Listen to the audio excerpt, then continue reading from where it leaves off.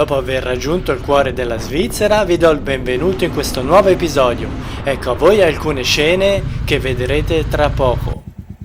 Ma prima di tutto, sigla!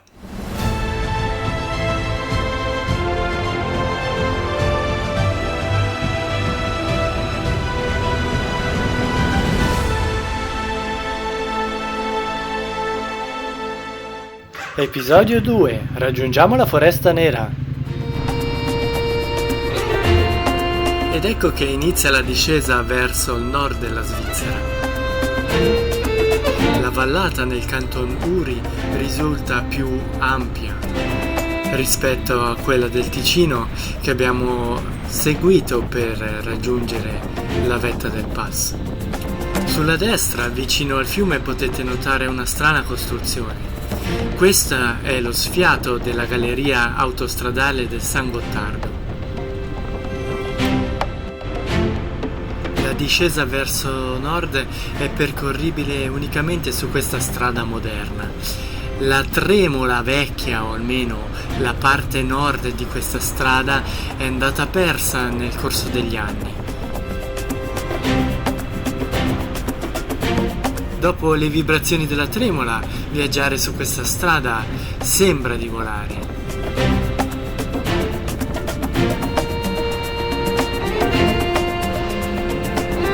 I paesaggi sono magnifici, la natura ti avvolge. Stiamo per raggiungere Andermatt, un tempo tranquillo villaggio alpino ai piedi del passo del San Gottardo. È diventato negli ultimi anni un simbolo di trasformazioni. Moderni resort, residenze di lusso e nuove infrastrutture hanno cambiato il volto del paese, attirando visitatori da tutto il mondo e portando nuova vitalità economica. Accanto alle case tradizionali e alle locande storiche, oggi si ergono hotel raffinati e complessi residenziali. Ma dietro questo scenario da cartolina non mancano le ombre. L'aumento dei prezzi degli immobili ha reso più difficile la vita per gli abitanti locali, mentre la crescita del turismo solleva interrogativi sull'impatto ambientale e sulla tenuta dell'identità alpina. Il vero cuore dell'offerta turistica sono i 180 km di piste da sci posizionati sui fianchi delle montagne. Sulla sinistra potete vedere le nuove costruzioni. Ed eccoci arrivati al Ponte del Diavolo. Come potete vedere, sul fianco della montagna è raffigurata questa mitologica creatura. Da questa interessante litografia di fine Ottocento si può vedere il vecchio ponte, quello più piccolo, che fu distrutto da una piena del fiume. Questo sarà proprio l'oggetto della storia che vi andrò a raccontare. Quello al di sopra invece è ancora presente tutt'oggi.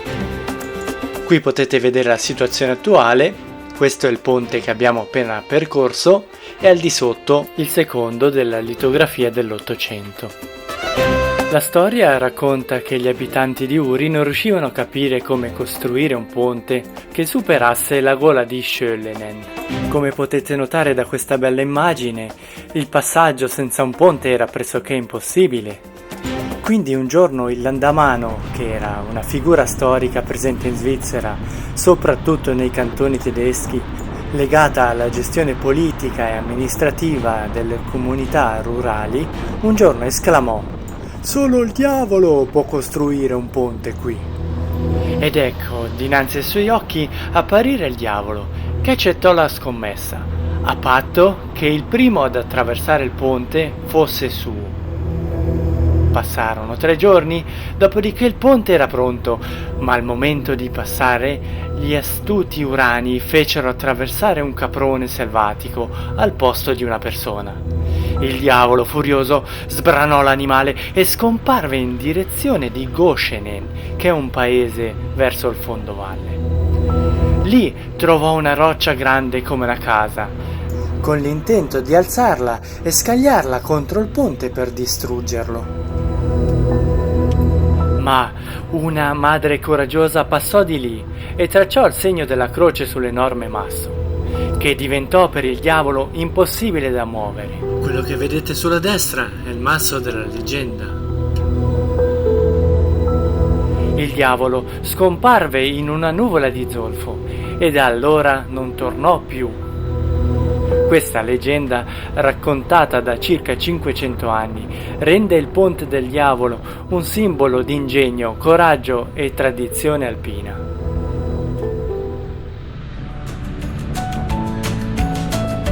Lasciandoci alle spalle il Passo del San Gottardo e miti e leggende alpine, discendiamo la valle su questa strada panoramica.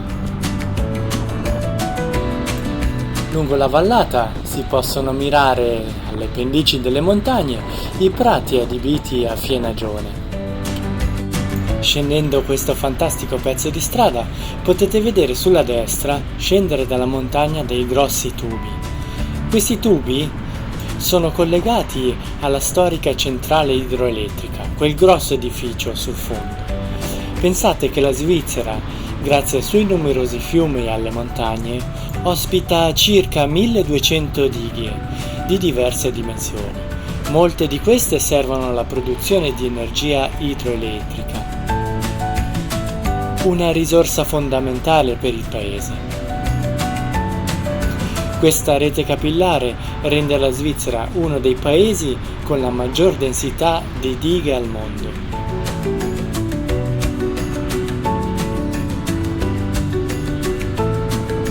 In Svizzera si parlano 4 lingue nazionali: il tedesco, che principalmente è sostituito dallo Schweizerdeutsch, che è un dialetto, il francese, l'italiano e il romancio. Il romancio è meno conosciuto ed è parlato in una piccola comunità nel canton Grigioni. Ed eccoci arrivati al lago dei 4 cantoni. Il lago ha una forma ramificata, dovuta all'origine glaciale, essendo stato modellato dalle lingue di un antico ghiacciaio.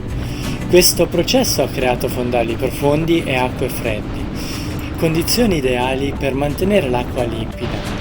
Secondo la tradizione, nel 1921 i rappresentanti dei 3 cantoni originari, Uri, Svitto e Unterwaldo, si incontrarono sul prato del Rütli per giurare un'alleanza difensiva contro le minacce esterne.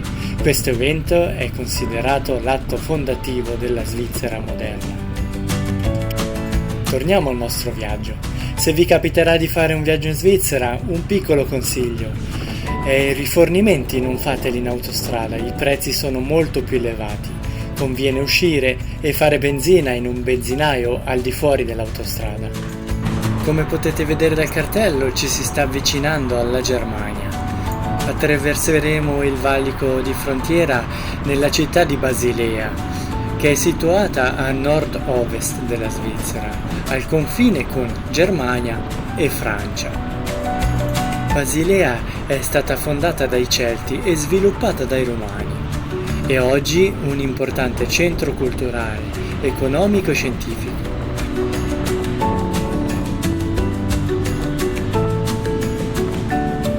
Forse non tutti sanno che Basilea è uno dei principali porti fluviali della Svizzera, nonché un nodo importante per il trasporto delle merci via acqua. Le chiatte trasportano soprattutto merci industriali e materie prime, collegando il porto di Basilea alle altre città lungo il Reno, fino al mare del Nord in Olanda. Ed eccoci giunti al primo confine nazionale. La Svizzera non fa parte dell'Unione Europea, per questo motivo i confini restano presidiati.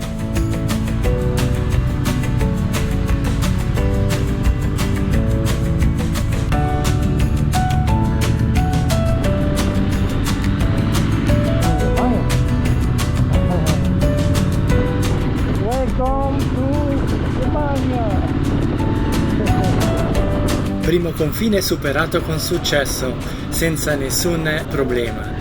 Come potete vedere dalla coda dall'altro lato della strada, è l'entrata in Svizzera che può comportare dei controlli. L'uscita normalmente è fluida. In autostrada procediamo a una velocità che si aggira intorno ai 100 km/h. Sebbene la Royal Enfield potesse anche spingersi a intorno ai 120 km all'ora, preferiamo mantenere questa velocità per mantenere una guida più tranquilla e più fluida e per non stressare il suo motore. Se questo video vi sta piacendo, vi chiedo di iscrivervi al mio canale, di mettere un bel mi piace a questo video, mi farebbe veramente piacere. Se volete potete anche commentare con le vostre suggestioni. Grazie. Sebbene su questa strada non vi siano limiti di velocità, non si vedono auto sfrecciare a 200 più km all'ora.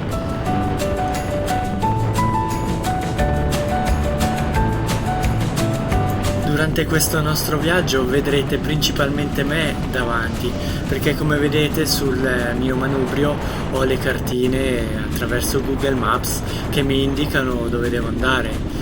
Se non l'avete visto potete vedere il video precedente, l'episodio 0, dove spiego bene tutta l'attrezzatura e quello che abbiamo portato con noi. È giunto il momento di fare una breve pausa per sgranchire le gambe e fare il punto della situazione.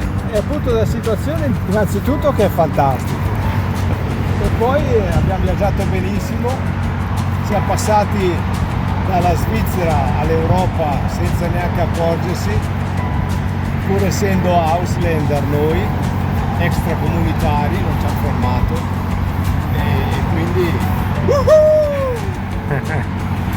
e vai pa!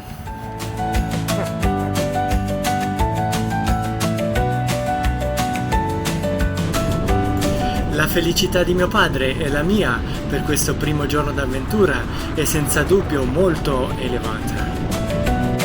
Sebbene il cielo, sin dalla risalita verso il Gottardo, non promettesse nulla di buono, siamo riusciti ad arrivare fino in Germania affrontando solamente alcune gocce di pioggia. Ed eccoci usciti dalle infinite dirette delle autostrade germaniche.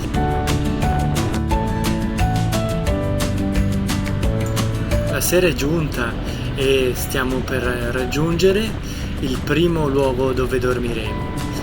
Per chi non avesse visto ancora l'episodio precedente, io e mio padre stiamo viaggiando verso nord senza una vera e propria meta e viaggiamo giorno per giorno, quindi ogni giorno valuteremo dove fermarci e dove dormire. Per questa sera ho trovato questo bell'hotel, la Mirabelle. Cercheremo nel limite del possibile di trovare degli alloggi che offrino la colazione. Ecco, il primo giorno 371 km fatti e da questa cartina potete vedere il percorso che abbiamo seguito. Quindi abbiamo attraversato l'intera Svizzera da sud a nord, passando per il lago Maggiore, il lago dei Quattro Cantoni che vedete lì in mezzo, superando Basilea e raggiungendo questo paese in Germania, che si trova vicino all'Europa Park, che è uno dei parchi divertimenti più grandi d'Europa. La stanza che abbiamo riservato è molto bella, ha persino 4 posti letto.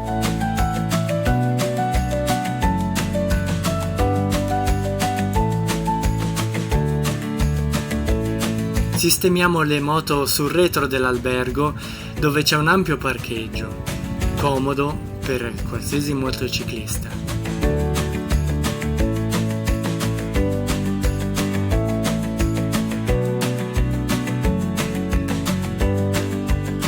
La cicogna del palo 5G non ci saluta e non ci guarda nemmeno.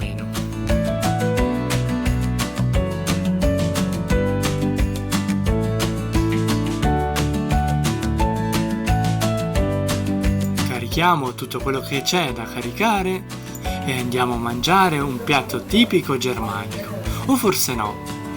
Però la birra sono certo che è quella germanica ed è molto buona. Un buon piatto di kebab e patatine fritte con la salsa allo yogurt ci rifocilla per bene. Il paese in cui ci siamo fermati si chiama Rheinhausen, è un comune del Baden-Württemberg. scusate, della Germania sud-occidentale. Sorge tra la Foresta Nera e la Valle del Reno. Eccoci tornati alla Mirabelle. Un breve sguardo al luogo in cui mangeremo la colazione e siamo pronti per andare a dormire. A presto, cari amici!